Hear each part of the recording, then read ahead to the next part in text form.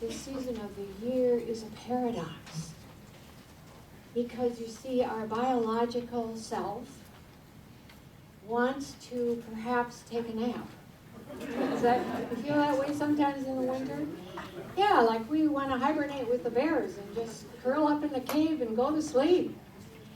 However, the paradox here is that our spiritual self wants to awaken to the light.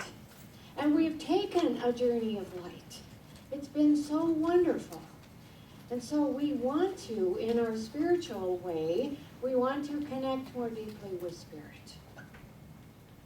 So we've been on a journey. And I call this a journey of light because it began with Thanksgiving.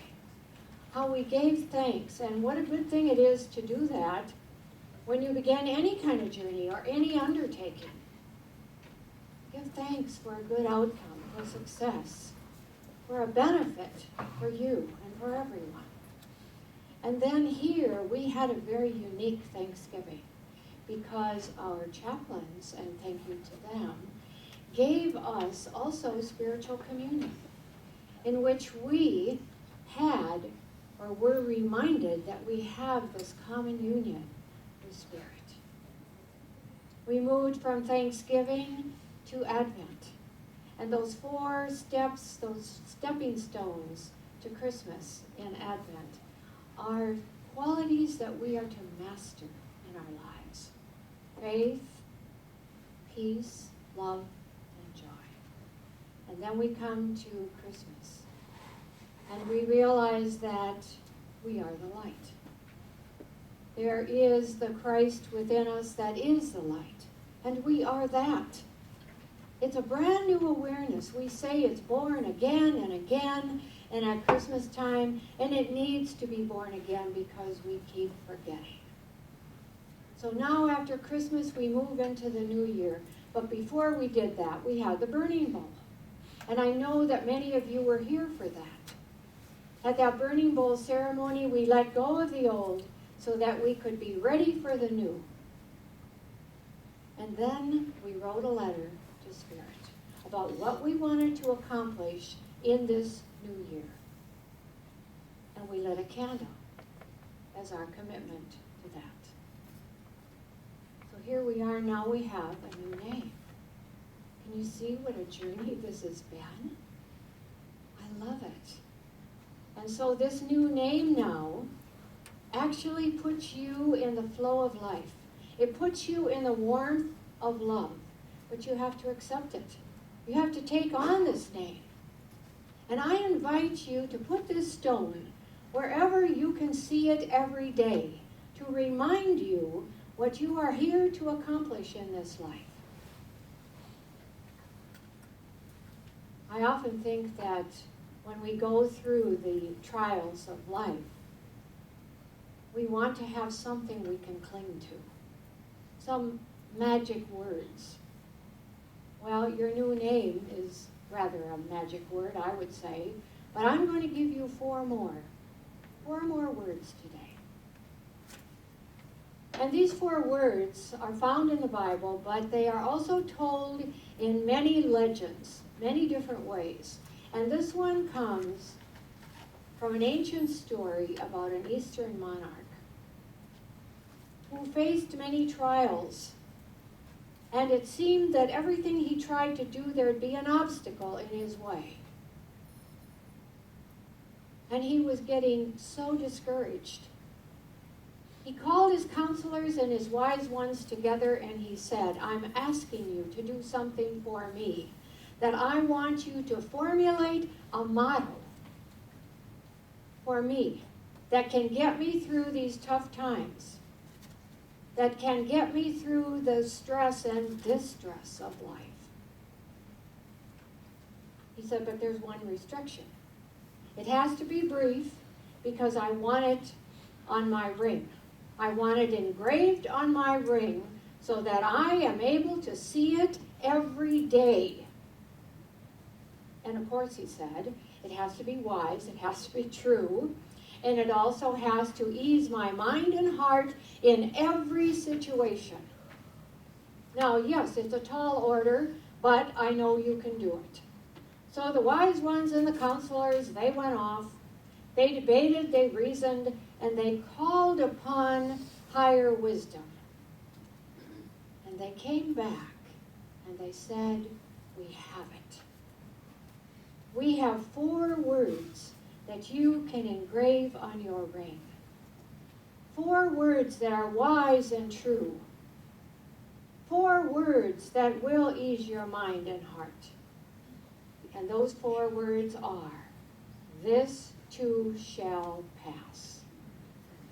Some of you are way ahead of me. How did that happen? This too shall pass. Have you ever said that? I can imagine you have, because life keeps moving, and we never are in the same place twice. Those words are true. They are wise. This too shall pass. You know, it says that a lot in the Bible. And I'm surprised that no one has counted all the times that that is said in the Bible. Well, maybe they have, and I just don't know about it. It doesn't really matter, except there is an insight to that phrase. This too shall pass. It did not come to stay. It came to pass. And it also came to give us something that we need. Well, you might be saying, well, now wait a minute. What I am facing in my life isn't very pleasant. I don't think I need that. What I am facing in my life is very difficult right now. I don't need that either. No, we might not think we need it. But let me tell you, if you are here and you are breathing and you are still part of life, there is something you need, even if you don't know what it is, and there is something you still need to accomplish. I invite you to look back on your life and see how there are so many things that you have come through. So many difficult things, so many grievous situations. And sometimes we begin to think that these are the end of everything for us. How can I ever get through this? And yet we do. We're here. We did get through it. It did pass. Where are the burdens of the past? Where are the challenges? The philosopher Francois Villon says, he asked the question, where are the snows of yesterday? Where are they? Yesterday's snows are part of the plants, the trees, the rivers, the oceans, and even the air around us. They are a part of life. All of these things that you have gone through are a part of your life. And they have helped you. They have been a blessing to you. As I recall the things of my life that have been so painful, so difficult, they have given me my greatest blessings. They truly have. And so I know that all these things do become a part of our lives. And I also know that when we look at nature, in all the processes that nature goes through, we see the universal flow. Right now, we are in the infilling of winter. Don't you feel that way, that this is our time of infilling? And we are going toward the outforming of spring and into the richness of summer and the harvest of fall. And just as the seasons keep moving, so do we need to keep moving. We came here to keep moving. And we came here not to fail, but to get a passing grade and to get a good one. Came here to pass with flying colors. We came here to move from one experience of life to another. That's what life is about. And we can't hold on to any one experience, no matter how good we think it is. We can't hold on to it any more than we could hold back the tides of the oceans. Life keeps moving. And we have been given a new name, so we can keep moving now too. But here's something we have to ask ourselves. Don't you just love questions? This question, I don't know if you're going to love it or not. But I think it needs to be asked. Do you consider yourself to be in the flow of life right now? And you might think that's a strange question, and yet, you know if you are or if you aren't. It's just something that each one of us knows. And if you are not in the flow of life, the question is, why not? Why not? Are there unresolved issues in your life that you haven't taken care of? Things that you may have brought from 2012? Or maybe years before that?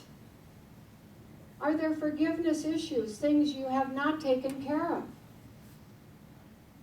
You know, here we are in this brand new baby year, and we are expecting to have a new life.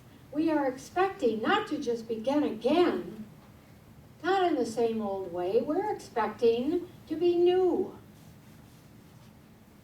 Well, some people call that insanity, to expect that you're going to be new and have a new way of life, and you're going to keep dragging the old behind, and you're going to be doing things in the same old way.